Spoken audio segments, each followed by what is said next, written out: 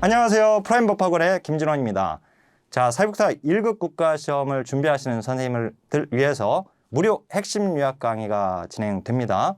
자, 우리 1교시 과목을 마무리했고 제2교시 이번 시간은 제1영역, 2교시 1영역 사회복지 실천론 강의를 우리 실천론 전체를 이번 시간에 또 다뤄 드리겠습니다. 자, 할 수 있습니다. 충분히 합격할 수 있습니다. 시험 볼 때까지 땅 따먹기 정신으로 120점을 내가 채우리라 라고 하는 마음을 가지고 긍정으로 끝까지 최선을 다하시길 바라겠습니다. 하나, 둘, 셋, 화이팅! 자, 그러면 이제 실천론. 이제 제 1장에서 잘 나오는 것이 사회복지 실천의 목적 또는 목표 또는 기능 이렇게 물어보고 있죠. 목적, 목표, 기능 물어볼 때 이 핑커스와 미나안이 제시한 4가지가 있어요. 물론 이제 핑커스 미나안은 몰라도 됩니다. 이름은 여기서 자, 사람들이 문제를 해결하고 처리하는 능력을 신장시켜준다. 즉 클라이언트가 그들의 문제 해결 능력을 갖게끔 하는 거. 그 다음 또 클라이언트들에게 자원과 서비스 기회를 제공해주는 체계와 연결해주고요. 그 다음에 이 체계의 효율적이고 인간적인 작동을 증진시키는 거, 그리고 사회 정책의 개발과 개선에 이바지하는 거, 이게 이제 목적이기도 하고 목표이기도 합니다. 물론 이제 인간의 삶의 질 향상, 그리고 인간의 사회적 기능 증진, 그 다음에 사회 정의 향상, 뭐 이런 것들도 목적, 목표 또는 기능 다 해당이 됩니다. 자, 그리고 특히 그 기능 중에서요, 우리 전미사회복사협회에서 제시했던 내용 중에서 조직이 사람에 반응하도록 한다라고 하는 것을 이걸 자꾸 바꿔가지고 시험에 내고 있단 말이죠. 자, 조직이 개인에게 반응하도록 하는 겁니다. 개인이 조직에 반응하도록 하는 것이 아니라, 자, 그거 다시 한번 점검하시고요. 자, 그 다음에 또 하나가 1장에서 중요한 것이 바로 실천의 분류입니다. 잘 알다시피, 자, 미시적 실천, 중시적 실천, 거시적 실천 이렇게 나누기도 하고 직접 실천과 간접 실천 이렇게 나누어서 문제가 출제가 되기도 하죠. 그죠? 자, 미시적 실천이 직접 실천이죠. 자, 이 미시적 실천 또는 직접 실천은 클라이언트와 대면하는 겁니다. 자, 면대면하는 겁니다. 즉 얼굴을 마주보고 하는 것들은 직접 실천, 즉 미시적 실천입니다. 자, 그래서 그 예를 짝짓는 문제가 연결하는 문제가 출제가 되잖아요. 그러니까 거기서 위탁가정 아동 방문 또는 상담, 뭐 기술 훈련 제공, 뭐 이런 것들 나오게 되면 그건 다 클라이언트를 만나야 하거든요. 대면하게 되는 거예요. 자, 그런 것들이 미시적 실천이고 직접 실천인 겁니다. 자, 그 다음에 거시적 실천이 간접 실천이거든요. 근데 이 거시적 실천은 클라이언트와 직접 만나지 않습니다. 자, 예를 들어서 노숙인 보호를 위한 모금 활동, 그 다음에 홍보 활동 전개 또는 공청회 개최 이런 것들 또는 이제 정책 분석 및 평가 이런 것들은 모두 다 간접 실천이고요. 그 다음에 거시적 실천인 겁니다. 자, 그러니까 미시적, 거시적 실천의 문제는 결국 직접 실천, 간접 실천의 문제입니다. 동일하게 문제를 풀 수가 있고요. 다만 이제 한 가지, 자, 중시적 실천이 있죠. 이 중시적 실천. 자, 우리 생태체계론에서 공부할 때요. 중시체계가 뭐였냐면 미시체계의 연결망, 즉 소속체계의 연결망이었거든요. 즉 클라이언트가 아동이라고 한다면 아동에 직접적 영향을 주는 이 미시체계들끼리 연결되면 그것이 중시체계였어요. 자, 우리 시험에서는 이 중시체계가 중시적 실천. 근데 이제 이 중시적 실천을 우리 이제 실천의 분류로 보게 되면 이 중시적 실천은 중시체계하고 생각을 같이 하면 되는데 이 중시적 실천에서 우리 시험에 나왔던 것이 바로 이 실무자, 기관 사회복지 실무자들의 네트워크 회의 소집이라고 이렇게 나오거든요. 그 말은 사회복지 실무자들은 클라이언트에게 직접적으로 영향을 주는 사람들이거든요. 그죠? 근데 그 실무자들 간의 네트워크 회의 소집이니까 연결이 되는 것이죠. 미시 체계 간의 연결망이 되니까 그게 중시적 실천이 됐던 겁니다. 거기다가 이제 하나만 더 기억하고 있으면 거기 자조 집단이나 치료 집단의 조직 운영을 통한 사회복지 실천 그게 중시적 실천이다 라고 하는 것 좀 하나 기억하고 있길 바라겠습니다. 자, 그 다음에 또 하나 또 제1장에서 또 잘 나오는 것이 사회복지 실천의 이념입니다. 이번 19회 시험에서 너무 쉽게 나와버렸죠. 사회복지 실천 이념을 단순히 고르라고 하는 문제가 나왔어요. 목차 정도만 알면 그냥 문제가 풀리도록. 자, 잘 알다시피 인도주의 박애 사상. 자, 한번 이거 볼까요? 자, 인도주의 또는 박애사상. 자, 요거는 어디에 영향을 줬습니까? 요거는 COS에 영향을 줬습니다. 우리 COS와 SHM. 이건 무조건 시험에 나오는 거거든요. 그러니까 잘 정리를 해야 하는데, COS, 자선조직협회죠? 자, 그리고 사회진화론. 사회진화론도 이것도 어디에 영향을 줬어요? 똑같이 COS에 영향을 줬습니다. 자, 근데 이제 민주주의. 민주주의는 어디에 영향을 줬어요? SHM. 인보관 운동이죠? SHM 인보관 운동입니다. 인보관 운동에 영향을 줬어요. 자, 이거 말고도 개인주의가 있죠? 개인주의. 그 다음에 종교적 윤리. 종교적 윤리. 그 다음에 다양성. 자, 이런 것들이 지금 이념이 나오고 있는데, 자, 이거 그냥 이번 19회 시험에서는 그냥 목차만 알아도 문제가 풀리게끔 나왔었어요.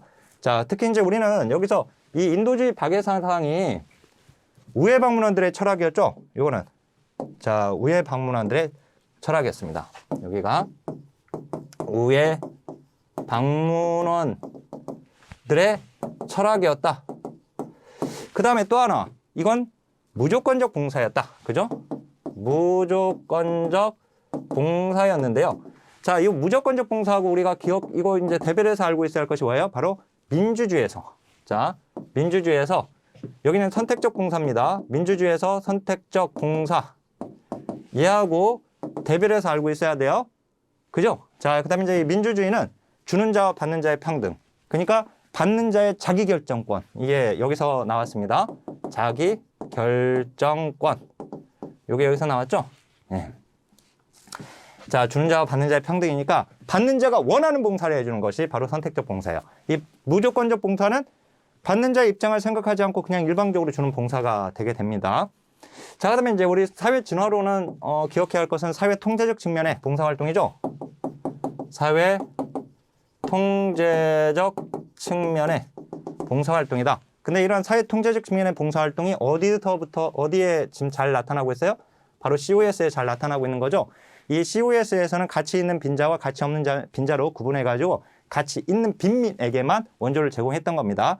따라서 COS, 즉 자선조직협회에서는 모든 빈민을 원조 대상으로 했다. 그럼 틀려요. 모든 빈민을 원조 대상으로 하지 않았단 말이에요. 가치 있는 빈민에게만 원조를 제공하려고 했다는 겁니다. 자, 그리고 여기 이제 개인주의는 이거는 개인의 자유와 자율성과 독립성을 최대한 보장해주고요. 그걸 보장해줬으니까 그 책임은 누가 져라? 그 개인이 져라 라고 하는 것이 개인주의예요. 이 개인주의는요, 좋게 영향을 미친 것은 개인의 권리 존중. 이게 이제 좋은 영향은 개인의 권리 존중에 영향을 줬고, 그 다음에 우리 중요한 개별화 사상에 영향을 줬어요. 개별화 사상에 영향을 줬습니다. 이 개인주의가. 근데 이 개인주의는 수혜 자격의 축소에 영향을 줬다는 거. 수혜 자격의 축소. 왜 그러냐면 개인 책임이거든요. 개인주의는. 다시 한번 개인의 자유와 자율성과 독립성과 프라이버시를 최대한 존중해줘요. 대신에 그걸 존중해줬으니까 그 결과에 대한 책임은 그 개인이 져라 라고 하는 것이거든요. 빈곤에 대한 책임도 그 개인한테 묻게 되는 것입니다. 자, 그 다음에 이 종교적 윤리 영향을 줬고요. 그 다음에 이제 여기 다양성에서는 한 가지 기억해야 할 게, 이 다양성에서, 자, 여기서는 이제 다양한 계층에 대한 수용, 그리고 다양한 문제, 접근 방식에 대한 허용, 뭐 이런 것들이 이제 다양성이 영향을 준 것인데, 그 중에 이 개별화에도 영향을 줬다는 거예요, 얘가. 개별화. 그러니까 아까 개별화는 여기 개인주의가 개별화 사상에 영향을 줬지만 또 다양성도 개별화 사상에 영향을 줬다라고 하는 거, 요 정도 우리가 잘 기억하고 있어야 합니다. 자, 그 다음에 제2장으로 이제 가게 돼요. 근데 우리 제2장에서는 자, 목차가 우리 교과목 지침서가 이런 식으로 목차가 되어 있습니다. 아마 지금 다른 책으로 이 강의를 듣고 계시는 선생님들도 혹시 목차가 다르면 해당 부분을 찾아서 보시길 바라겠습니다. 자, 이 실천에서요, 두 번째가 나오는 것이 이제 가치거든요. 가치, 즉 윤리강령이에요. 가치와 윤리. 자, 근데 이 가치가 나오는 이유는 뭐예요? 가치와 윤리? 그것은 가치 기반의 실천의 3대 요소는 가치, 즉 value입니다. value로부터 knowledge, 즉 지식입니다. 지식이 나오고. 자, 지식 기반의 스킬, 즉 기술입니다. 그 다음에 테크니크, 즉 기법입니다. 자, 그냥 가치 기반의 지식, 지식 기반의 기술 기법이거든요. 자, 그런데 이 가치로부터 뭐가 나와요? 밸류로부터 에틱이 나와요. 즉 윤리가 나오는 겁니다. 윤리. 예. 자, 그러니까 여기 우리 실천은 결국 지식과 기술 기법을 가지고 활동을 하게 되는데요. 그것이 어디에 기반하고 있는 거예요? 즉 가치에 기반하고 있어요. 그래서 이제 이 가치를 보게 되고요. 이 가치로부터 또 윤리, 이 윤리 강령, 전문적으로서의 윤리 강령. 이게 이제 제 2장에서 굉장히 중요합니다. 특히 이제 이 가치와 윤리를 비교할 수 있어야 합니다. 자, 이 가치는 무엇이 좋고 바람직한가? 그죠? 윤리는 옳고 그른가? 즉, 가치는 믿음, 신념, 그리고 윤리는 행동. 즉, 행동이 옳고 그름이죠. 그래서 윤리는 행동의 원칙이나 도덕적 지침인 거죠. 가치가 방향이라고 한다면 그거 지금 구분해가지고 잘 알고 계시고요. 그 다음에 이제 우리나라 사회복지사 윤리강령 이게 중요합니다. 자, 참고로 이제 우리나라 사회복지사 윤리강령은요, 결국 이제 윤리강령으로 이어지게 되는데, 우리나라 사회복지사 윤리강령은 이건 이제 국가가 채택한 것이 아니라 한국사회복지사협회가 채택을 한 겁니다. 자, 윤리강령에서 연도가 시험에 출제된 적은 없지만 윤리강령이 제정된 연도는 1982년입니다. 그 다음에 사회복지사 윤리강령이 최초로 공포된 것은요 1988년입니다. 88 서울올림픽 때 우리 사회복지사 윤리강령을 최초로 공포했다. 이렇게 좀 기억하면 되겠는데, 물론 82년과 88년은 시험에 나온 적은 없습니다. 오히려 이제 현재 사용하고 있는 윤리강령이 제3차 개정 된 윤리강령을 사용하고 있는데요. 제3차 개정이 언제 있었냐면은 2001년에 3차 개정이 있었습니다. 자, 우리나라 사회복지사. 자, 이제 우리나라 사회복지사 윤리강령은 어떻게 이루어졌느냐? 자, 우리나라 사회복지사 윤리강령입니다. 우리나라 사회복지사 윤리강령은 전문가, 그 다음에 윤리기준 6장으로 이루어져 있어요. 그리고 이 윤리기준 6장은요 46개 조항으로 이루어져 있습니다. 자, 이렇게 전문가 윤리기준 6장으로 이루어져 있다. 자, 근데 이 윤리기준 6장이요 쭉 6개로 되어 있는 건데, 사회복지사에, 자, 한번 이제 우리 공부를 했을 테니까, 사회복지사의 뭐? 첫 번째가 사회복지사의 기본, 그죠? 그 다음에 사회복지사의 클라이언트, 그죠? 클라이언트에 대한 윤리기준, 클라이언트에 대한 윤리기준. 그 다음에 동료에 대한 윤리기준. 그리고 우리는 사회에 대한 책임이 있죠. 그래서 사회에 대한 윤리기준. 그리고 우리가 일하는 기관과 윤리적 딜레마가 있을 수 있습니다. 그래서 기관에 대한 윤리기준. 마지막으로 사회복지윤리위원회. 사회복지윤리위원회. 자, 이 윤리강령 문제는 결국은 46개의 조문을요, 그냥 오지선다니까 1, 2, 3, 4, 5에다가 집어넣고 이 윤리강령에서 옳지 않은 걸 고르시오, 옳은 걸 고르시오, 이렇게 문제가 나올 수 있고요. 그 다음에 어떤 것을 하나 여기다가, 또는 조문을 2개나 뭐 3개를 이렇게 집어넣고 이것이 지금 여기 윤리기준 6장 중에 어디에 해당되는 거냐 이렇게 물어보기도 해요. 또 하나는 아예 그냥 다음 중 클라이언트에 대한 윤리기준이 아닌 것을 고르시오 해놓고 다른 것들을 집어넣어가지고 틀리게끔 나오기도 합니다. 그러니까 이 윤리강령 문제는요, 결국은 시험에 나왔던 윤리강령 조문을 눈으로 익히는 게 굉장히 중요해요. 아셨죠? 그게 중요합니다. 그러니까 저는 뭐 제 책에다가는 전부 시험에 나왔던 윤리강령 조문을 다 표기를 해놨어요. 그래야지 그 조문들, 우리 법제론 공부할 때 그렇게 해야 하거든요. 빈출 조문을 이렇게 공부를 하는 게 굉장히 중요해요. 그래서 특히 나왔던 우리 윤리강령 조문들을 눈여겨서 잘 보시라고 하는 거 말씀드리고요. 자, 그다음에 이제 윤리강령 전체에는 딱 하나의 협회밖에 없습니다. 한국사회복지사협회만 딸랑 하나 있죠. 그러니까 회자로 끝나는 것들은, 그러니까 협회 단체명은 그거밖에 없다라고 하는 거. 물론 이제 사회복지윤리위원회가 있긴 하지만, 그러니까 단체명은 그거밖에 없습니다. 뭐 예를 들어서 한국사회복지관협회를 집어넣거나 또는 한국사회복지협의회가 나오거나 그러면 그 조문 자체는 일단 틀렸다고 보시면 됩니다. 아셨죠? 자, 그 다음에 윤리강령, 이건 이제 눈으로 잘 익히는 게 중요하다는 거.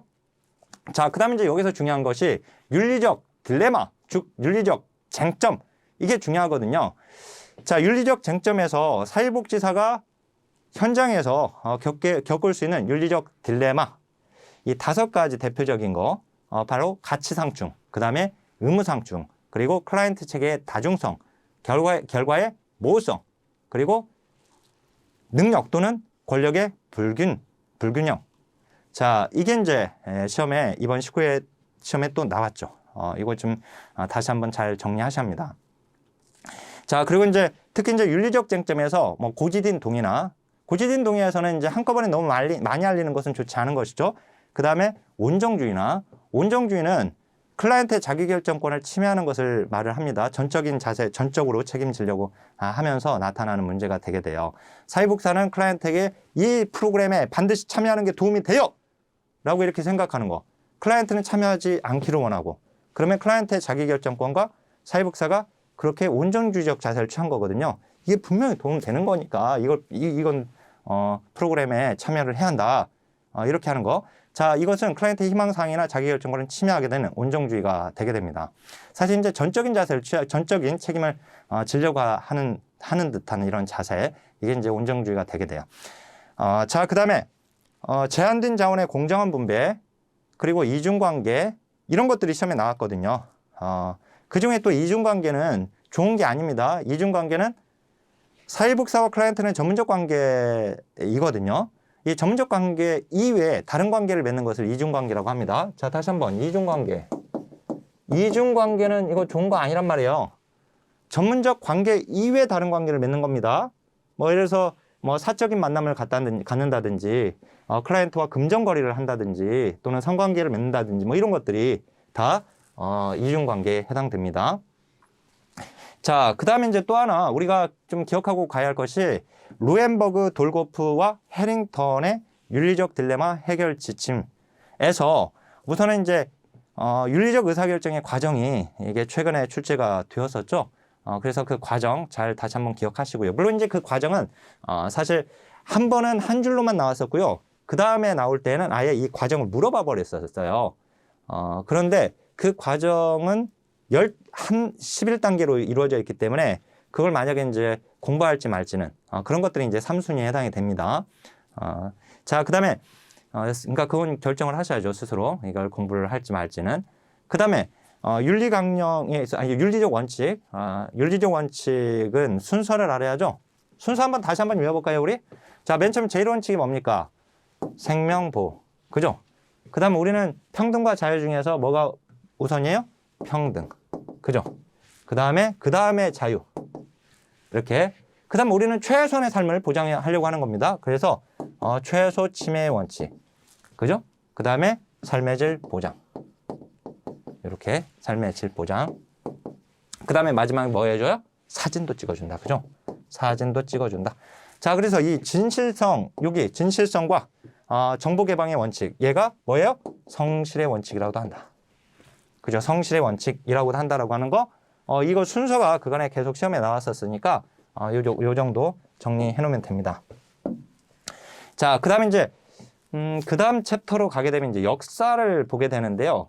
이 역사에서는 문제가 서구의 사회복지 실천 역사 한 문제 나오고 우리나라 실천의 역사 이게 또 한 문제가 나옵니다. 그러니까 기본 2문제는 나와요. 3문제도 나올 수도 있고 자, 이거는 항상 나오는 겁니다. 항상 나오는 거예요. 자, 근데 우선 이제 사회복지 실천의 역사는요. 자, 사회복지 실천의 역사를 보게 되면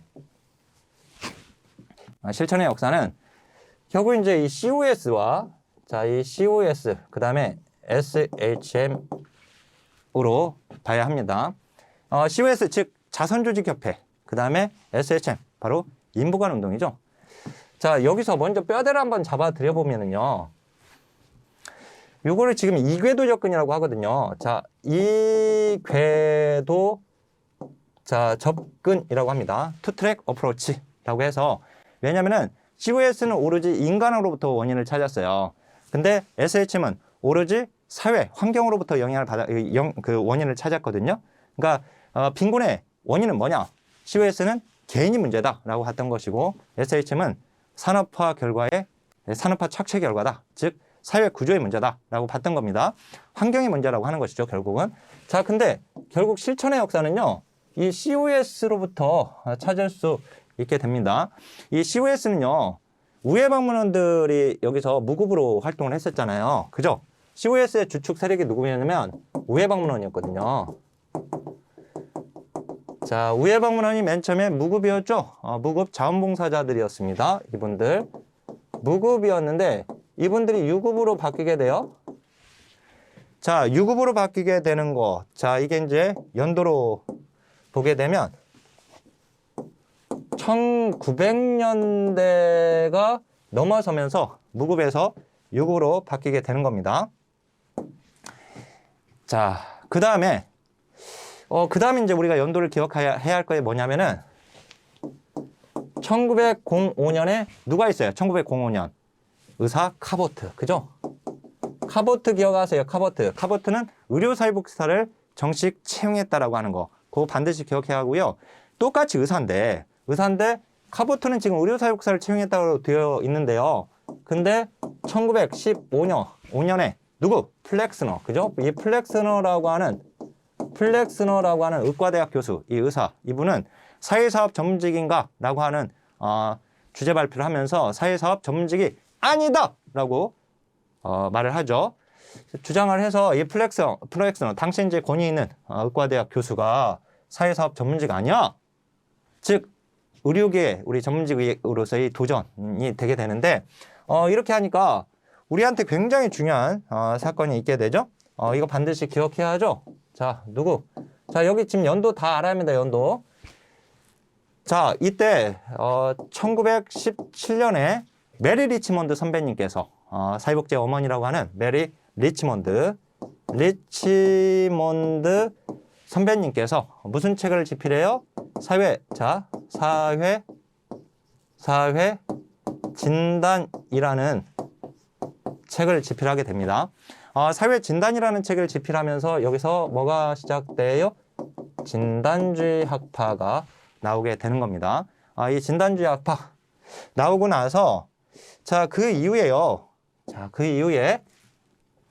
이제 또 뭐가 있죠? 여기 이제 우리 이제 미국에서요. 1929년에 경제 대공황이 있습니다. 대공황이 있게 되는데 이 대공황 이후에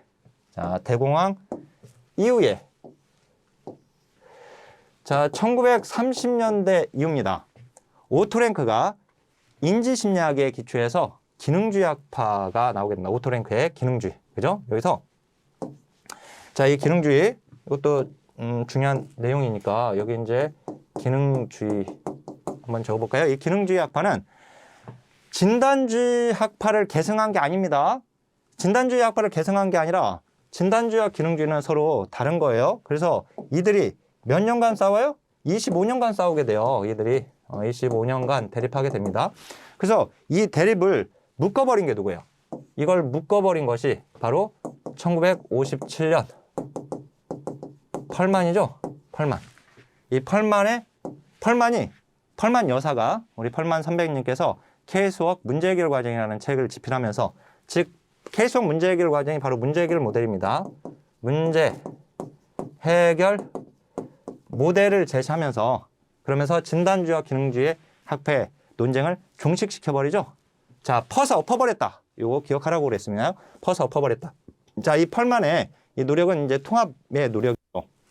그죠? 그래서 이제 펄만의 문제 해결 모델, 즉 아까 케이스웍 문제 해결 과정이라는 책이라고 했잖아요. 그래서 이 문제 해결 과정이라고 하는 것이 우리 통합 방법론의 특징이 되게 돼요. 자, 그 다음에 이제 1960년대 이후에 통합 방법론이 등장하게 됩니다. 통합 방법론. 자, 이 통합 방법론을 제너럴리스트라고 하는 겁니다. 즉 일반주의라고 해요. 일반주의. 그러니까 일반주의는 통합 방법론을 얘기하는 겁니다. 자, 우리 시험에 지역사회복지론에서 사회복지관 문제가 나올 때 사회복지관은 일반주의 실천을 하는 곳으로 이렇게 나왔었거든요. 맞아요. 일반주의 실천은 통합방법 실천을 하는 곳이다 라고 하는 것이에요. 자, 어쨌든 일반주의, 통합방법 이거 반드시 같이 알고 계시고요. 이건 이제 제너릭 어프로치가 되게 되거든요. 제너릭 어프로치, 즉 일반적 접근 또는 유니터리 어프로치, 즉 단일화 접근. 자, 이것을 일반적 접근이라고도 하고요. 그 다음에 단일화 접근이라고 합니다. 통합방법론을. 이때 단일화, 유니터리를 얘기하는데 유니터리 어프로치, 다 통합방법을 말을 하는 겁니다. 자, 여기다가 우리가 좀 생각해 보면 여기다 이제 지금 여기 1900년부터요. 여기 1900년 있잖아요. 여기 1900년. 1900년부터 그리고 이제 리치몬드 선배님의 사회 진단책이 나오고 난 이후 여기까지. 그러니까 1900년대 이후부터 그다음에 1920년대 1920년대 자, 직후까지 이 시기를 바로 전문직 확립을 위한 노력 단계라고 하죠. 전문직 확립을 위한 노력 단계입니다. 여기가 노력 단계. 그 다음 이제 여기 8만 선배님 여기 나오는 요 중까지 대략 이제 1950년대 여기까지가 전문직의 분화기예요. 여기가 전문직의 분화기. 이 전문직의 분화기는요 방법론의 분화기이기도 해요. 여기가 방법론의 분화기. 여기가 자, 그래서 여기를 스페셜리스트라고 합니다.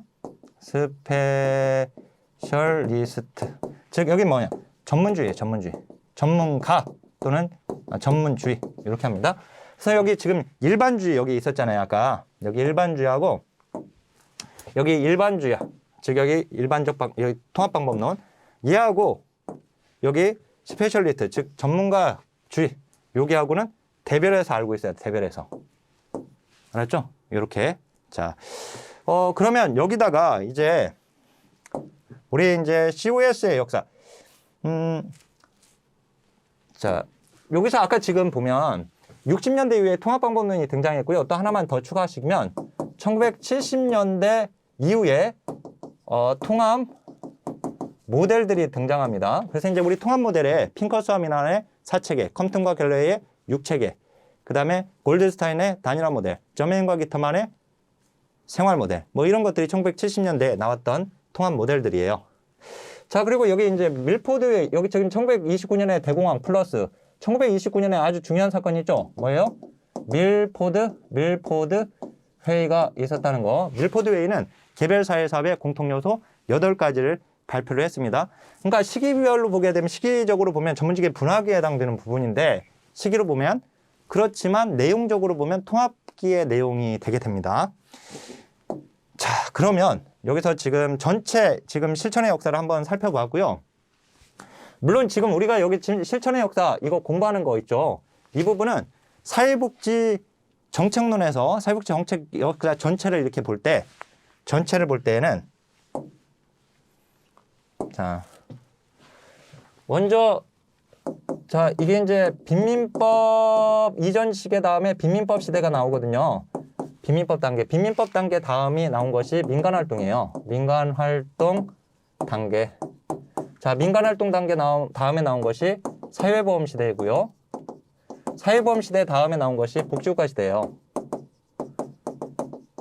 그러면 우리 사회복지 실천 역사 지금 여기 COS 있잖아요. COS와 SHM 여기 지금 나오는 것은 민간활동 단계에 해당되는 겁니다. 알았죠?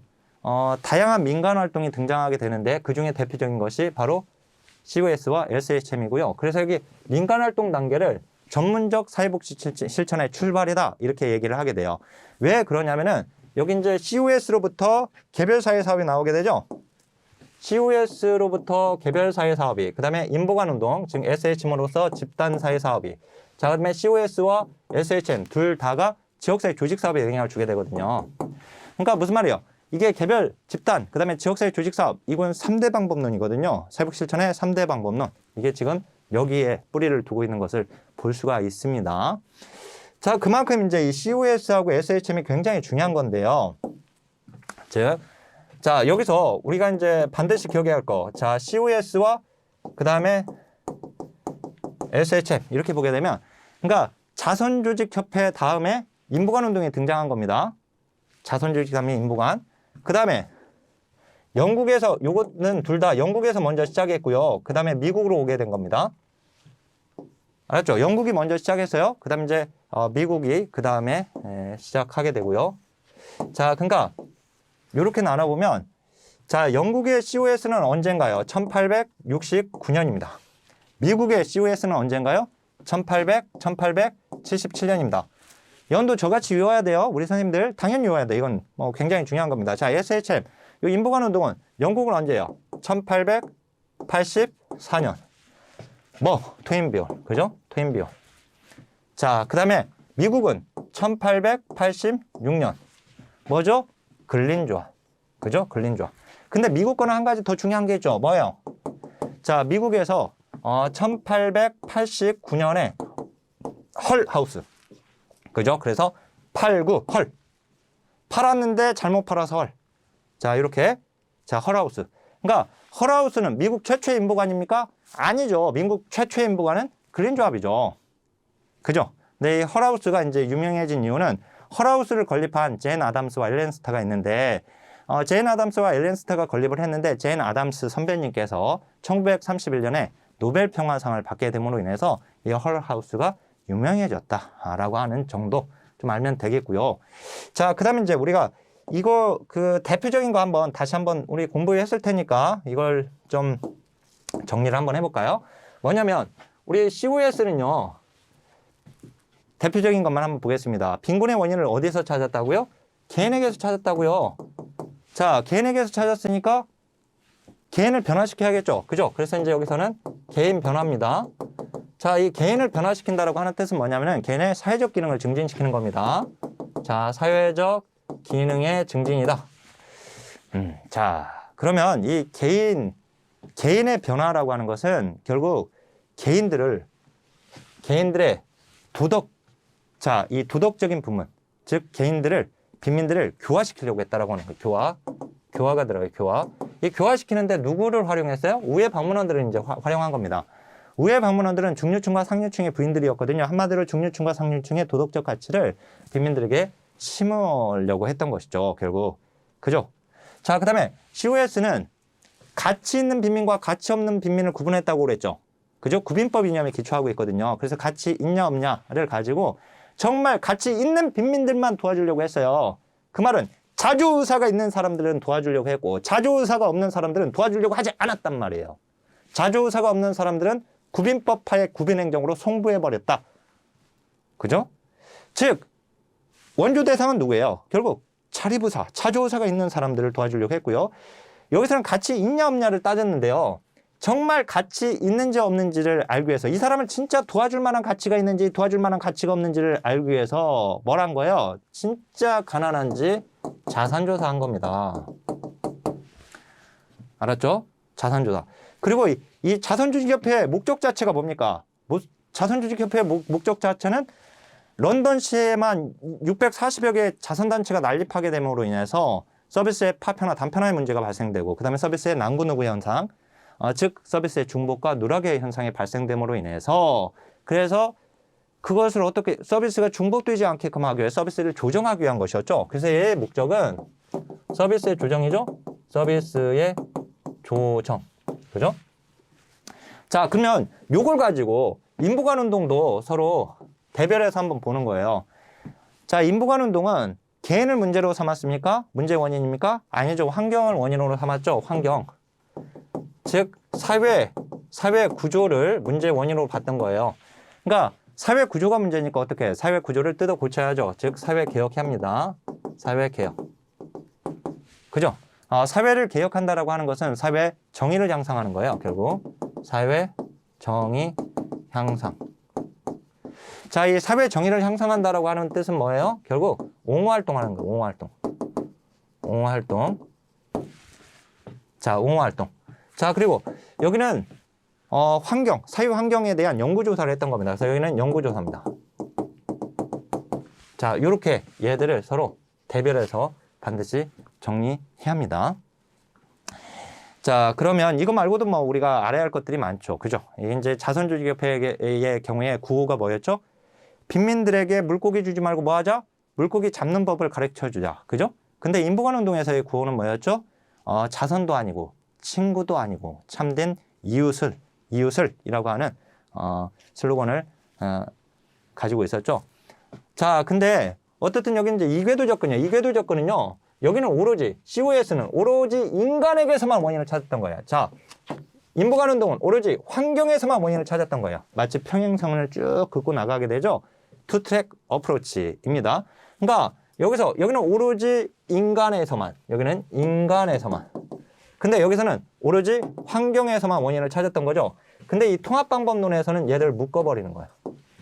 그래서 환경 속의 인간 이렇게 묶어버리는 거죠. 그래서 환경 속의 인간은 우리 통합방법론의 이론적 기반이 되게 되는 겁니다. 자, 요 정도 좀 기억하시고, 그 다음에 이제 또 하나가 뭐냐면, 여기 지금 펄만이 1957년에 이제 문제해결 모델을 제시했을 당시에 누가 있었죠? 바로 그린우드가 있어요. 또 그린우드. 이 그린우드가 바로, 자, 그린우드가 1957년 연도는 몰라도 상관없는데 사람 이름은 알아야 돼요. 플렉스너가 이렇게 바꿔버렸거든요. 플렉스너하고 바꾸면 안 됩니다. 그린우드가 자, 전문직의 속성. 자, 전문직이라면 5가지 속성을 가지고 있어야 한다라고 해서 제시했던 거 있죠. 그거. 이권을 승인해 주는 것은, 자, 이권을 승인해 주는 것은 전문직의 문화일지는 모르겠지만 그것은 윤리적으로 문제가 있다. 이렇게. 그래서 이론, 권위, 사회적 승인, 전문직으로서의 문화, 그다음에 윤리 강령. 요거 같이 좀 이어놓고요. 그다음에 이제 우리나라 역사로 가게 되면은요. 시간 좀 빨리 가네요. 역시나. 자, 우리나라 역사에서 중요한 거 1921년 태화 여자관, 그 다음에 1952년 카바, 그 다음에 이제 56년 이대복지관 이화둥둥 춤을 췄다. 그죠? 56도 돌아서는 연락선마다 이 노래 뽕짝. 그죠?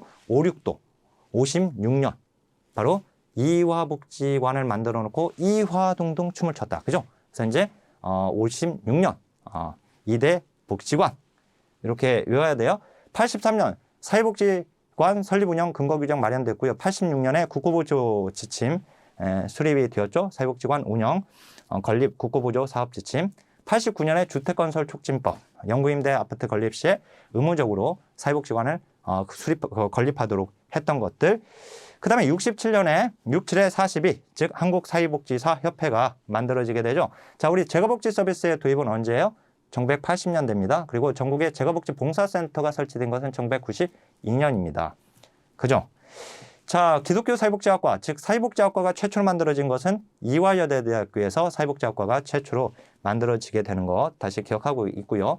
그 다음에 정신건강지원센터가 시범사업으로 운영된 거 언제죠? 2004년. 왜 그렇죠? 정신건강기본법이 건강가정기본법. 자, 건강가정기본법이 2004년에 제정되었죠. 건강한 가정, 천사 같은 가정 만들자. 그죠? 근데 2004년은 있을 수 없으니까 2004년 이렇게 외우라고 했었습니다. 그러니까 건강가정기본법이 제정됐을 때 건강가정지원센터가 시범사업으로 운영되었다. 같이 이렇게 알아놓으면 좋거든요. 자, 그다음에 사회복지사 제도는 이제 1970년 사회복지사업법이 제정됐을 때 그때가 이제 그 사회복지 사업 종사자 자격증이었죠. 그죠? 그다음에 사회복지 법인제도 이 두 가지가 사회복지 사업법이 1970년 제정됐을 때 이 두 가지가 굉장히 중요한 건데, 근데 83년에 사회복지사 자격증이 그때 만들어지죠. 그다음에 1, 2, 3급으로 구분했었고요. 물론 지금은 1, 2급 두 단계로 되어 있지만, 그다음에 1급 국가시험제도가 도입된 것은 1997년이고요. 1급 국가시험제도가 시행된 것은 2003년입니다. 사회복지의 날에 제정된 것은 규정된 것은 2000년 사회복지사업법 개정사항이죠. 왜냐하면 1999년 9월 7일 국민기초 생활보장법이 제정됐는데 그걸 기념하기 위해서 2000년 사회복지사업법이 개정되면서 바로 사회복지의 날을 정하게 됐죠. 9월 7일 세상을 구출하는 날. 바로 제가 이 핵심 유학 강의도 지금 하는 것은 우리 선생님들을 구출해 주려고 마련한 이 강의이기도 합니다. 자, 어쨌든 이제 그 다음에 사회복지 전담 공무원은 1987년 사회복지 전문요원 제도로 7급 별정직으로 읍면동에 배치가 되었고 92년에 사회복지 전담 공무원이라고 하는 조문이 이제 사회복지 사업법 개정사항으로 들어오게 되죠. 자, 그다음에 사회복지 전담 공무원은 일반직으로 전환된 게 언제죠? 2000년입니다. 그런 것들 잘 기억하고 있고요. 자, 그다음에 전문 사회복사 중에서 우리 정신보건 사회복지사 제도가 도입된 것은 1995년 정신보건법이죠. 그죠? 근데 이제 정신보건 사회복지사 제도가 시행된 것은 1997년입니다. 그죠? 그리고 이제 이 자격시험이 있었던 거, 정신보건 사회복사 자격시험이 있었던 것은 2급 시험이 1998년에 있었습니다. 자, 그리고 이제 2016년에 정신보건법이 정신건강 증진 및 정신질환자 복지 서비스 지원에 관한 법률로 바뀌면서 정신보건이 모두 정신건강으로 이렇게 바뀌게 되죠. 그래서 이제 정신건강 사회복지사 이렇게 명칭이 바뀌게 됐던 것이고요. 자, 요양보호사는 노인복지법에 2007년에 도입되었고, 그 다음에 의료사회복사와 학교사회복사는 본래는 법정 자격이 아니었는데 법으로 의료사회복지사 그리고 그 다음에 학교사회복지사 이렇게 규정되게 되죠. 언제? 2018년에. 그죠?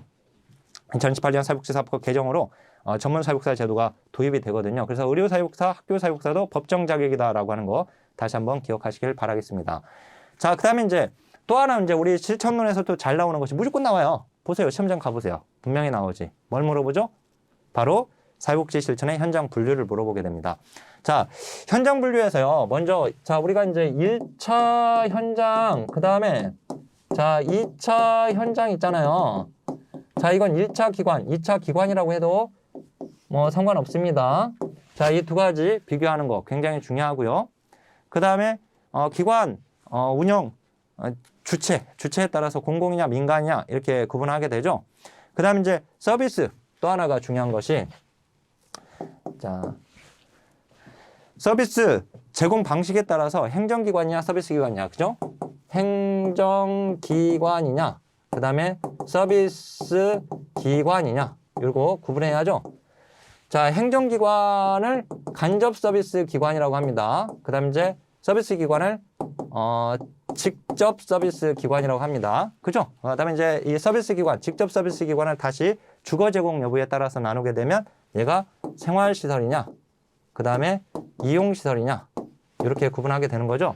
이것도 이거 뭐 시험에 잘 나오는 것들이에요. 그죠? 특히 여기 이제 몇 가지만 좀 짚어드리면은요, 우리가 자 여기 이제 뭐 여기 지금 또 공공이냐, 그다음에 민간 기관이냐 이렇게도 나눌 때 이 공공기관에 지역사회 보장 협의체하고 그 다음에 지역사회 복지 협의회하고 구분하셔야 합니다. 지역사회 보장협의체는 공공이죠. 근데 지역사회 복지 협의회는 민간이라고 하는 거 좀 잘 기억하고 계시고요.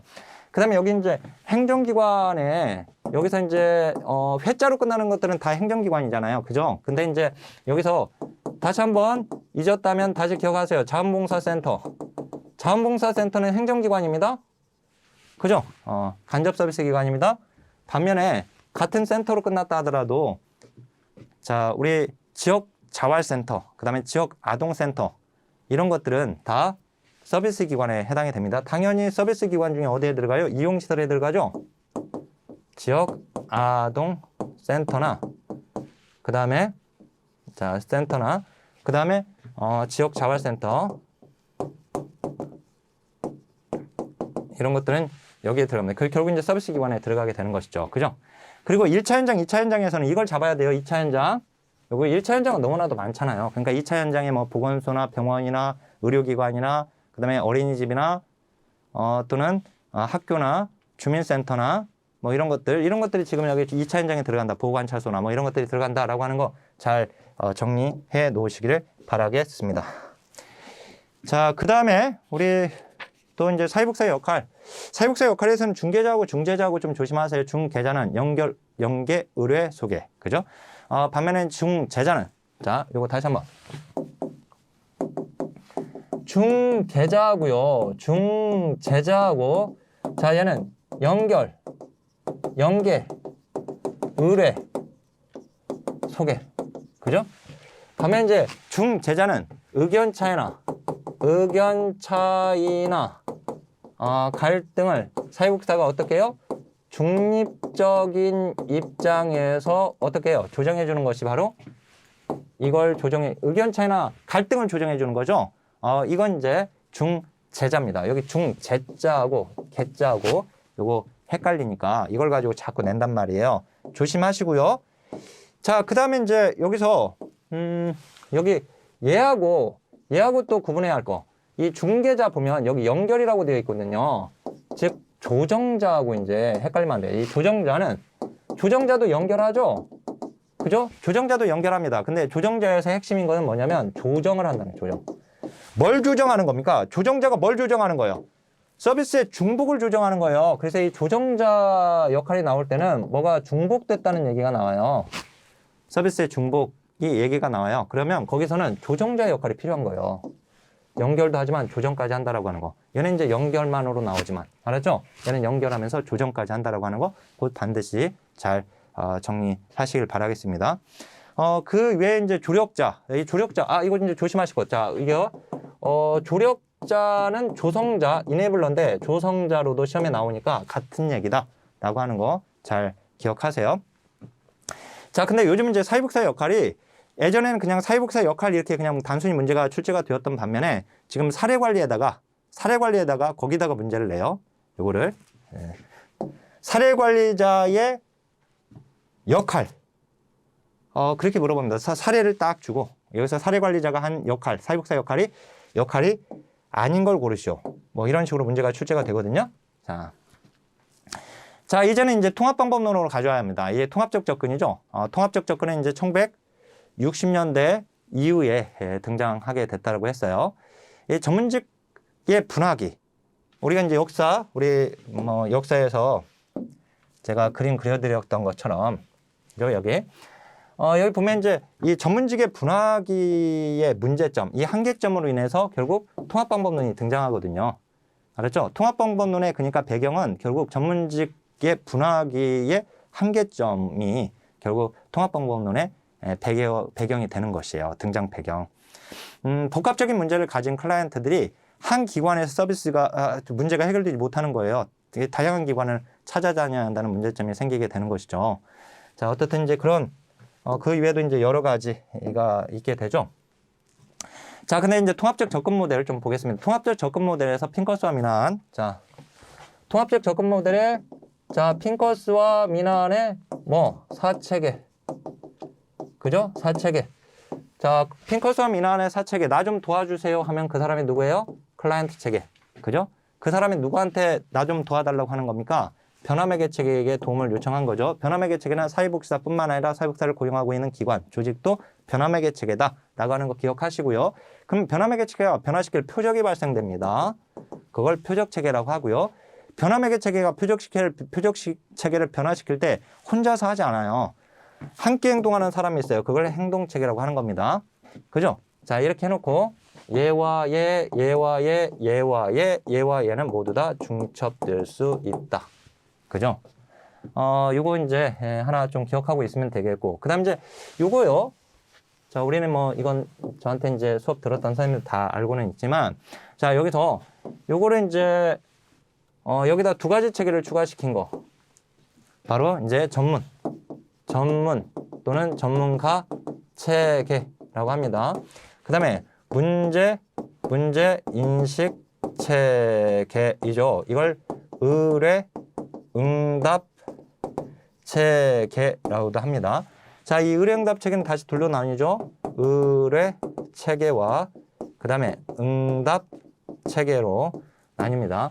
자, 어쨌든 요거는 지금 핑커스와 미난의 사체계에다가 이 두 가지를 추가시킨 게 누구예요?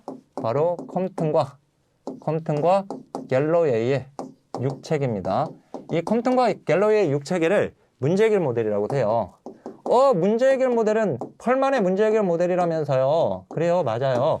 그런데 펄만의 문제 해결 모델에다가 두 가지 체계 이론을 접목해가지고 만든 것이 그러니까 펄만의 문제 해결 모델의 체계 이론을 접목시켜 만든 것이 바로 컴튼과 갤러웨이의 6체계입니다. 이게 바로 그래서 여기다가 신자를 붙이기도 해요. 신 문제 해결 모델.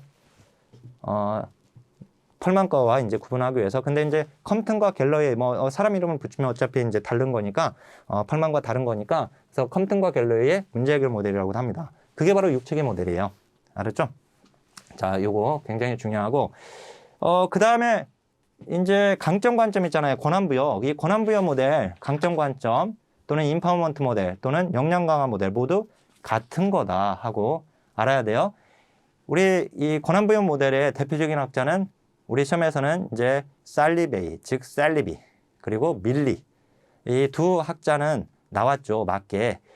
근데 이제 버거와 루크만까지 하면은 이제 대표적인 학자이고요. 그 다음에 이제 우리 아까 자손조직 인보관 공부할 때 인보관에서 제가 말씀드리지 않았지만 인보관 운동이 바로 권한부여 모델의 이념적 근원입니다. 즉 권한부여 모델은 인보관 운동으로부터 지금 나오고 있는 거예요. 한마디로 이념적 근원이 거기에 있으니까. 자, 권한부여 모델의 뿌리는 인보관 운동이다. 그죠? 자, 여기 강점 관점과 병리적 관점을 반드시 구분할 수 있어야 돼요. 자, 이 병리적 관점은 전문가 중심주의거든요. 강점 관점은 그러니까 그 병리적 관점에서는 클라이언트 삶의 전문가는 전문가가 클라이언트 삶의 전문가라고 봐요. 하지만 강점 관점에서는 클라이언트의 삶의 전문가는 전문가가 아니라 클라이언트다. 클라이언트의 가족과 지역 사이다. 이렇게 말을 하거든요. 아셨죠? 또 이제 어린 시절의 상처는 이 병리적 관점에서는 성인기에 증상을 가져온다. 병리가 예측된다. 이렇게 말을 해요. 병리를 가져온다. 하지만 강점 관점에서는 어린 시절의 상처가 사람을 약하게도 할 수 있지만 강하게도 할 수 있다. 이렇게 보거든요. 알았죠? 이렇게 좀 다른 부분들 좀 알고 계시고 다시 정리하세요. 자, 그다음에 강점 관점 또는 권한부여, 역량 강화 이렇게 문제 나오면 똑같은 겁니다. 똑같은 문제로 풀면 됩니다.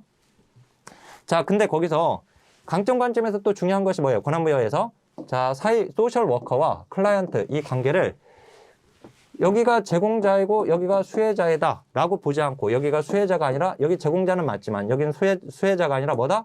소비자이다. 이 소비자라고 하는 말은 자기결정권이다. 그죠? 자기결정권의 극대화라고 하는 거. 그 다음에 이제 이 권한부여 모델에서요. 사회 변화를 위한 행동에 참여하는 거나 그 다음에 억압받은 집단에 대한 역사적 관점에 의해 이게 이제 우리 기출문제에 권한부여 모델에서 나왔었거든요. 그건 어떻게 이해를 하면 되냐면 그건 인보관 운동이 권한부여 모델의 이념적 근원이잖아요. 인보관 운동은 사회 개혁이잖아요. 사회 변화를 위해서 아예 데니스 목사님과 1854년에 데니스 목사님과 이 데니스 목사님이 그러니까 옥스퍼드 캠브리지 대학 학생들하고 같이 빈민가로 뛰어들어버린 거거든요. 그래서 서비스를 직접 제공하려고 했던 거예요. 알았죠? 그래서 이제 우리가 COS는 서비스의 조정이지만 인보관 운동의 목적에서는 서비스를 직접 제공하는 거예요. 그게. 어떻든 이제 인보관 운동으로부터 나온 거니까 당연히 이 권한부여 모델에서 사회 변화를 위한 행동에 참여, 억압받은 집단에 대한 역사적 관점 이해, 이런 말이 나오는 겁니다. 자, 그 다음에 단계가 바로 대화 단계, 그 다음에 발견 단계 또는 그 다음에 세 번째 발전 단계. 이 발전 단계를 발달 단계 이렇게 나오기도 했었지만 여기 단계상 해야 할 일들 반드시 기억하세요. 자, 이제 남아있는 것이 뭐뭐 남았냐면 실천론에서는 이렇게 되면 관계론과 면접론과 과정론과 사례관리가 이렇게 남게 되거든요. 시간 좀 많이 지났는데 제가 우리 선생님들 마지막 시험 앞두고 정리하는 거니까 제가 한번 또 어떻든 남은 시간 좀 더 할애해서 설명해 드리겠습니다. 대표적인 거. 자, 우리 7대 관계론에서 관계론에서는요. 관계 형성의 기본 요소들이 있어요. 그죠? 그 다음에 이제 관계 원칙이 나와요. 그 다음에 그 관계를 방해하는 요인이 나와요. 그래서 이제 이 관계론은 크게 세 가지로 이렇게 구성되어 있는데 관계의 기본 원칙이 요즘 계속 나오고 있잖아요. 그래서 이 관계의 기본 원칙 중에서 감정이입이나 진실성이나 헌신과 의무나 이런 것들이 계속 용어를 물어보고 있으니까 그거 좀 다시 한번 체크하시고요. 그 다음에 이제 자기 노출 나쁜 거 아닙니다. 관계 형성을 위한 요소들입니다. 굉장히 중요하죠. 자기 노출도. 자기 노출을 상세하게 한다. 자주 한다. 적극적으로 한다. 종종한다. 다 틀립니다. 그죠? 근데 자기 노출이 비윤리적임으로 피해야 한다. 그러면 안 되죠. 자기 노출은 비윤리적인 게 아닙니다. 양자 효과가 있는 것이죠. 양자 효과가 있는 거예요. 즉 사회복사가 자기 노출을 해주면 클라이언트도 노출을 하게 된단 말이에요. 노출을 유도하게 되죠. 클라이언트의 노출을. 자, 그 다음에 7대 관계론에서 우리 개별화, 그 다음에 의도적 감정의 표현, 통제준 정서적 관여. 특히 통제준 정서적 관여는 사회복지사의 감정을 통제해서 클라이언트 정서에 민감하게 관여하는 겁니다. 그래서 우리 관계 원칙에서 클라이언트의 감정을 통제한다. 그러면 틀려요. 클라이언트 감정을 통제한다고 그러면 의도적 감정의 표현에 위배되는 거예요. 의도적 감정의 표현에서는 클라이언트가 부정적 감정일지라도 표현하게끔 만든다라고 했었거든요. 그러니까 클라이언트 감정은 통제하지 않는단 말이에요. 그 다음에 자기결정과 비밀보장은 한계가 있습니다. 한계가 있다라고 하는 거. 자, 그 다음에 이제 수용은 있는 그대로 존중하는 건데, 자, 근데 일탈적 행동이나 태도까지 허용하는 것은 아니다라고 하는 거. 그 다음에 비심판적 태도는 심판하지 말라는 거죠. 따라서 객관적 심판, 그것도 틀리는 거죠. 객관적 심판, 어쨌든 심판은 하지 말라는 겁니다. 심판하지 말라. 근데 평가적 판단, 그건 맞죠. 또는 객관적 평가, 그건 맞는 겁니다. 심판하지 말라는 거예요. 심판, 비심판적 태도는. 자, 그 다음에 이제 면접론으로 오게 되면, 우리 이제 면접론에서 먼저 면접의 특징, 그죠? 컴퓨터과 갤러리아가 제시한 그 면접의 특징이 있죠. 그 다음에 면접의 종류, 이게 나오는데, 면접의 종류는 우리 과정론하고 이제 연결을 시켜야 돼요. 과정론에 보면은, 자, 접수, 그 다음에 자료 수집, 그 다음에 사정, 그 다음에 계획 수립, 그 다음에 개입, 그리고 평가하면서 종결합니다. 여기서 끝나는 게 아니라 띵띵띵띵띵 2개월 내지 6개월이 지나고 나서 뭐 하죠? 사후 관리합니다. 이 사후 관리를 사후 세션이라고도 합니다. 그죠? 이런 단계를 거치게 되는데, 이 면접의 그 종류에 보면은요, 정보 수집 면접, 첫 번째, 이 정보 수집의 면접은, 자, 실천 과정, 정 과정에서 지속되는 겁니다. 바로 정보 수집 면접은요. 자, 근데 면접에 또 하나가 뭐 있죠? 사정 면접이 나와요. 이 사정 면접은 이 사정 단계에서 하는 게 아니라요. 어디에서요? 바로 접수 단계에서 합니다. 여기서 사정 면접을 한다. 그죠? 그 다음에 치료적 면접은, 치료는 어디서 하는 겁니까? 치료는 어디서 해요? 치료는 당연히 개입 단계에서 치료하는 거죠. 그죠? 그래서 여기 개입 단계에서 치료적 면접이 들어가 있는 거예요. 개입 단계에서 하는 겁니다. 자, 우리 이 개입 단계는 요게 두 단계로 나누어지거든요. 직접적 개입과 그다음에 이제 간접적 개입으로 나뉘어요. 직접적 개입과 간접적 개입, 이거 이제 구분하는 문제가 출제가 되기도 하거든요. 그래서 이 치료적 면접도 둘로 나뉘어요. 클라이언트 자체, 그러니까 직접적 개입은 클라이언트 자체를 변화시키려고 하는 것이고, 간접적 개입은 클라이언트의 그 환경을 변화시키려고 하는 거거든요. 그래서 이 치료적 면접도 클라이언트를 변화시키는 치료적 면접이 있고, 클라이언트 환경을 변화시키는 치료적 면접이 있어요. 이렇게 둘로 나뉘게 되거든요. 어떻든 치료적 면접은 개입 단계에서 진행이 되는 겁니다. 그래서 이제 여기를 우리가 이렇게 사실 이제 나눠서 각 단계에 시험에 나오는 핵심적인 내용들이 있어요. 핵심적인 내용들이. 자, 이렇게 나눠본다면,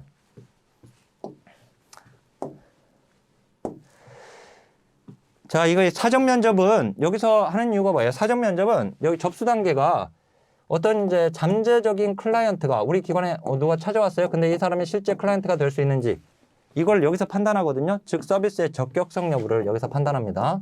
서비스의 적격성 유무를 여기서 판단해요. 근데 사전 면접이 뭐예요? 서비스의 적격성 여부를 평가하는 면접이에요.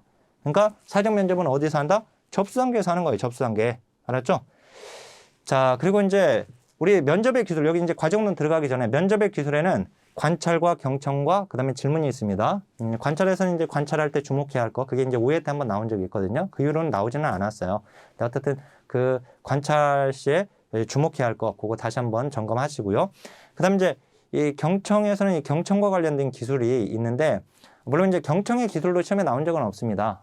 근데 이제 경청을 한다는 것은 뭐냐면 클라이언트가 말을 막 하게끔 만들어야지 경청하는 거잖아요. 그러니까 말하게 만드는 기술이 있어요. 그게 바로 바꾸어 말하기. 그죠? 환원하기. 그죠? 그 다음에 반영. 그 다음에 요약. 이렇게 사회복사가 그걸로 반응해주면 클라이언트는 사회복사가 내 말을 잘 듣고 있구나. 그리고 말을 더 열심히 하게 되는 거예요. 그럼 더 경청하게 되는 것이고요. 자, 그 다음에 거기 이제 질문이 있잖아요. 질문은 폐쇄형 질문과 개방형 질문으로 나뉩니다. 근데 이 폐쇄형 질문은요, 객관식 질문은 우리가 이제 조사론에서 폐쇄형 질문은 이제 객관식 질문이고 개방형 질문은 주관식 질문이거든요. 근데 이제 실천론에서는 이 질문 기법에서는 그렇게 알고 있으면 안 돼요. 여기 이제 실천론에서의 폐쇄형 질문은 예, 아니요로 응답할 수 있는 것들이 폐쇄형 질문입니다. 결혼하셨어요? 이렇게 물어보는 거. 예, 아니요. 이렇게 응답할 수 있잖아요. 그러니까 제가 결혼하셨어요? 이렇게 물어보는 건 폐쇄형 질문이에요. 지금 식사하셨어요? 식사하셨어요? 이것도 예, 아니요. 이렇게 응답이 가능하죠? 그러니까 그건 폐쇄형 질문이에요. 근데 만약에 예, 아니요로 응답할 수 없는 거, 그런 것들은 다 개방형 질문이다 라고 생각하면 됩니다. 물론 이제 아직 논점은 나오지 않았지만 주소나 연령과 같은 이런 간단한 조각 정보를 물어보고 있는 이런 질문들도 바로 여기 이제 폐쇄형 질문에 들어가긴 하는데 아직 그건 논점으로 시험에 나온 적은 없어요. 자, 그리고 이제 이 개방형 질문은 구조화된 질문과 비구조화된 질문으로 나뉘죠. 구조화된 질문은 주제 자체를 제한하고 물어보는 겁니다. 아이의 학업 성적에 대해서 좀 더 말씀해 주시겠어요? 이렇게 물어보는 거. 이거는 아이의 학업 성적이라고 하는 주제를 제한하고 물어본 거죠. 그죠? 근데 오늘 무슨 이야기로 시작할까요? 이렇게 물어보는 것은 비구조화된 질문이 되는 거예요. 아셨죠? 자, 그 다음에 이제 면접에서 무조건 나오는 게 뭐죠? 면접에서 무조건 나오는 게 있어요. 바로 면접에서 피해야 할 질문이 나와요. 그죠? 바로 이제 복합형 질문 또는 폭탄형 질문 또는 중첩형 질문이라고 하는 거. 물음표가 2개 이상이면 걔는 복합형 질문이 되게 됩니다. 그건 피해야 하고. 그 다음에 왜? 라고 하는 질문. 왜가 들어간 것들은 다 좋지 않습니다. 왜가 들어간 질문이 왜 좋지 않죠? 왜 좋지 않냐면 그것은 말하는 사람으로 하여금 클라이언트에게 바로 방어적 자세를 취하게끔 만들기 때문에 그래요. 알았죠? 그 다음에 이제 유도형 질문이나 또는 모호한 질문 이런 것들이 이제 좋지 않은 질문입니다. 자, 여기 이제 과정론하고 이제 지금 사례 관리가 지금 남게 되는데요. 우리가 여기서 이제 대표적인 거 이 접수 여기 이제 과제가 중요해요. 여기는 이제 과제가 중요해요. 과제. 자, 그 다음에 여기도 과제 중요하고 여기도 과제 중요합니다. 그 다음에 여기가 과제가 중요해요. 종결 단계. 알았죠? 그러면 이제 여기 자료 수집 단계는 과제보다도 얘는 뭐가 중요하냐면 자료 수집의 출처가 중요합니다. 출처. 알았죠? 이렇게. 자, 특히 이제 대표적인 좀 과제를 가지고 좀 짚어드리겠습니다. 지금 이제 자세하게 다루어드리지는 못하고 있어요. 물론 이제 이 강의 듣고 전체적인 틀을 잡는 데는 분명히 도움이 될 겁니다. 그잖아요. 좀 숲을 한번 보게 되니까. 그죠? 근데 이걸로만 승부 보려고 하시면 안 돼요. 반드시 프라임 법학원에 오셔서 강의를 기본 이론 강의를 들으시거나 기본 이론 강의를 내가 다 듣기는 좀 그렇다. 그러면 적어도 핵심 요약 강의를 듣거나 그 다음에 이제 핵심 요약 강의를 듣기가 좀 지금 시간적으로 좀 힘들다. 그러면 시험을 앞두고 있다. 벼락치기를 해야 하는 상황이다. 그럼 벼락치기 강의라도 들으셔야지 됩니다. 아셨죠? 듣고 싶지 않으세요? 이렇게 전체적으로 이렇게 이게 짧지만 틀을 잡아주는 강의가 있습니까? 없잖아요. 그죠? 그러면 이제 세부적인 강의는 얼마나 좋겠어요. 반드시 들으시기를 바라면서. 자, 그러면 이제 이 접수 단계 다시 한번 보겠습니다. 여기는 문제를 확인하는 겁니다. 확인. 자, 근데 여기 이제 사정 단계에서는요, 여기는 문제를 발견하는 겁니다. 이 용어 조심하셔야 돼요. 이거 대별해야 돼요. 이거 반드시 구분해야 돼요. 자, 여기는 문제를 형성합니다. 즉, 문제를 규정하는 겁니다. 알았죠? 그래서 이제 여기 사정 단계에서는 첫 번째, 그 다음에 두 번째, 그 다음에 세 번째 정보 수집 면접. 정보 수집. 그러니까 정보 수집 이것도 하나의 과제가 돼요. 자, 근데 이게 왜 그러냐면 자, 보면 자료 수집을 하면은요, 사정을 하게 됩니다. 자료 수집한 걸 가지고 사정하는 거예요. 알았죠? 근데 사정하다가 모자라는 게 있으면 다시 자료 수집하는 거예요. 그러니까 여기서는 정보 수집이라고 했지만 어떻든 자료 수집 똑같은 얘기예요. 그러니까 결국은 요 과정이 얘들은 정 과정에서 지속되는 거예요. 얘들도. 알았죠? 얘들 자료 수집과 사정은 실천 과정, 정 과정에서 지속된다. 알았죠? 맞는 겁니다. 이렇게 하면 둘 다. 예. 자, 그리고 여기 이제 계속 이제 대표적인 걸 보게 되면 여기서는요. 여기서 의뢰를 하거든요. 여기서 의뢰. 자, 근데 종결 단계에서도 의뢰를 한다는 겁니다. 의뢰. 예. 우리 이 행정론의 이제 전달체계 통합 방법 중에 종합적인 정보와 의뢰 시스템이 나오거든요. 그때 이제 종합적인 정보와 의뢰 시스템 바로 여기 의뢰를 얘기해요. 어떤 클라이언트가 왔을 때 이 사람이 들어보니까 이 클라이언트의 어려움을 우리 기관에서 제공할 수 있는 서비스가 없단 말이에요. 즉 우리 기관의 서비스와 적격성이 맞지가 않아요. 그러면 어르신 우리 기관에 도움을 줄 수 없겠네요. 죄송합니다. 이렇게 끝나버리면 안 된단 말이에요. 사회복지사는 그 지역사회 내에 있는 다른 기관의 정보도 종합적으로 가지고 있다가 그러다가 설사 우리 기관에 맞지 않은 사람이 온다 하더라도 그 사람에 맞는 그 사람의 문제를 해결해 줄 수 있는 다른 기관으로 의뢰를 시켜주라는 얘기예요. 알았죠? 이 통합성이라고 하는 것은 통합성의 원칙이라고 하는 건 연결해 주는 거거든요. 서비스 간의 연계 또는 기관 간의 협조, 협력. 이걸 이제 전달체계 통합성의 원칙이라고 합니다. 전달체계 원칙에서. 어떻든 이제 여기도 의뢰가 들어가 있어요. 그 다음에 이제 또 하나가 뭐냐면은 여기가 양가 감정 해소가 들어가 있고요. 똑같이 여기도 양가 감정 해소가 들어가 있어요. 즉 종결 단계에서도. 자, 양가 감정이라고 하는 건 두 가지 감정이 공존하는 걸 얘기하는 거거든요. 그러니까 여기서는 어떤 두 가지 감정, 변하고 싶은 마음과 변하고 싶지 않은 마음이 공존하는 것이고, 자, 여기 종결 단계 양가 감정은 내 문제가 해결됐구나 라고 하는 성공에 대한 기쁨과 이제 헤어져야 하는구나 라고 하는 이별에 대한 슬픔, 이 두 가지 감정이 공존하는 거거든요. 그래서 그 감정을 다뤄줘야 돼요. 이걸 이제 정서적 반응 다루기라고 이렇게 소개를 하죠. 자, 물론 이제 여기 지금 이제 접수 단계 이거 말고도 여러 가지 과제들이 있어요. 그다음 이제 이 정보 여기 자료 수집의 출처 다시 한번 좀 정리하시고요.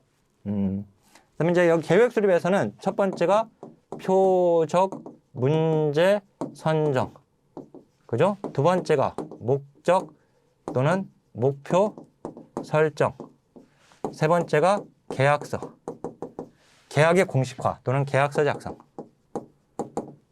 이라고 합니다. 여기를. 자, 여기다가 이제 플러스 시킬 게 더하기 하나 더 뭐죠? 표적 문제 찾기. 그죠? 클라이언트와 표적 문제 찾기. 그리고 이제 이 표적 문제 선정이 뭐라고 그랬죠? 뭐라고 그랬어요? 이거 뭐라고 했죠?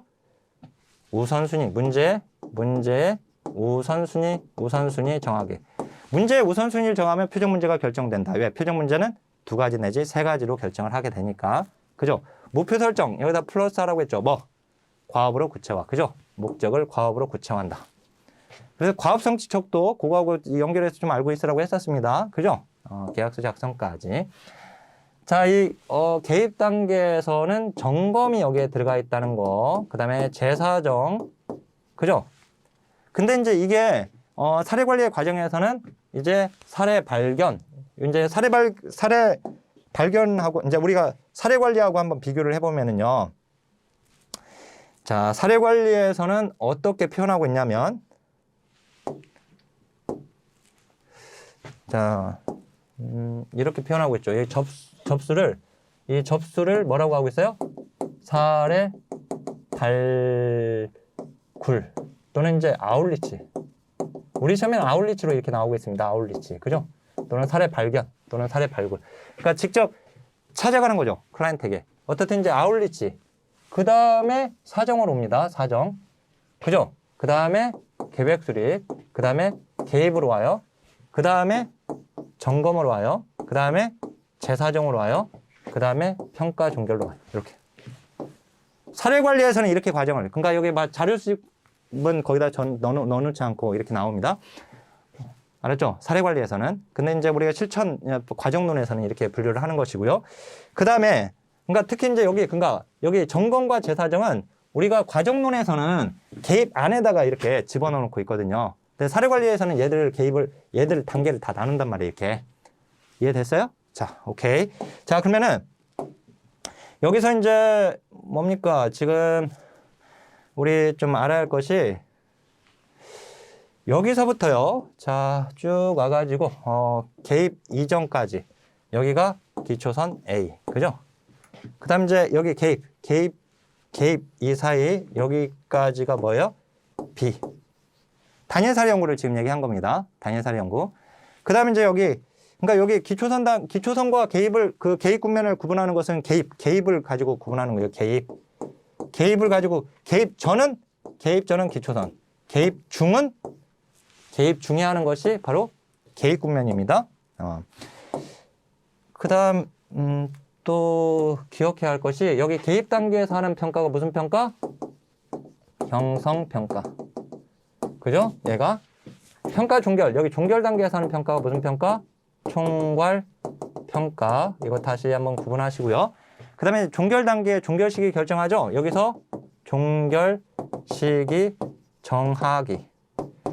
그 다음에 이제 종결 기준을 정하는 건 어디예요? 얘하고 대별해서 알고 있어야 할 것이 여기 계획 수립 단계에서 종결의 기준을 정한다라고 하는 거, 정하기. 요거 구분해야 하고요. 그 다음에 이제 여기 사후 관리에 대한 계획. 여기가 사후 관리 계획 수립이 어디에서요? 종결 단계에서 하죠? 그죠? 여기서 요거를. 자, 사후 관리는 개입 중 수시로 실시할 수 있습니까? 사후 관리를 개입 중 수시로 실시할 수 있냐고요? 개입 중 수시로 실시할 수가 없죠. 얘는 개입이 끝나고 나서 이제 종결되고 나서 하는 거니까. 그죠? 그 점 다시 한번 기억하시길 바라겠습니다. 그러면 이제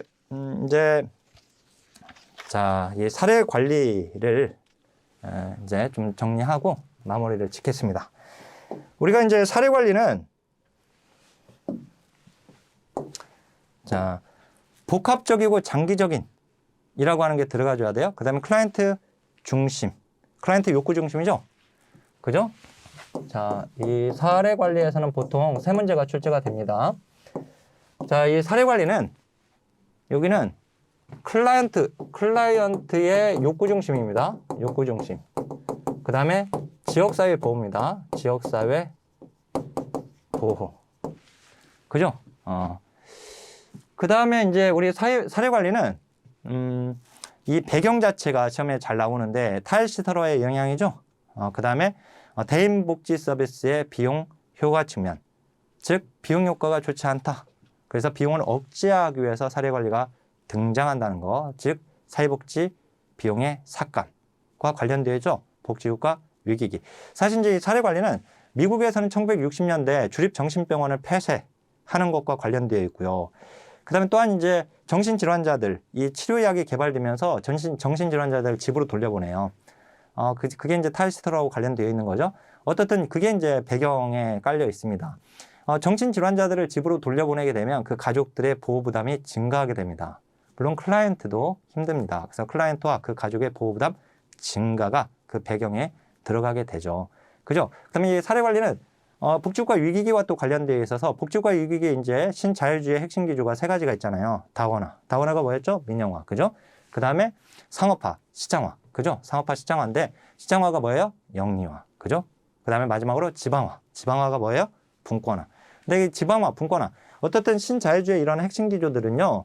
복지 공급 주체를 많이 만들게 돼요. 복지 공급 주체가 많아지게 되면은요. 다선화의 문제가 발생됩니다.